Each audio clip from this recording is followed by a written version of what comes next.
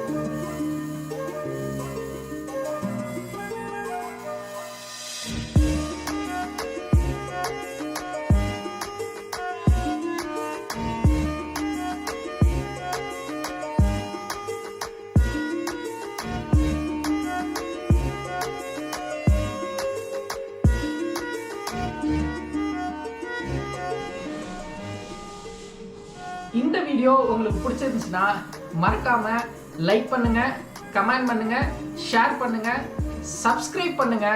அப்புறம் அந்த bell button இருக்குல்ல, அதையும் மறக்காம அமுக்கிடுங்க.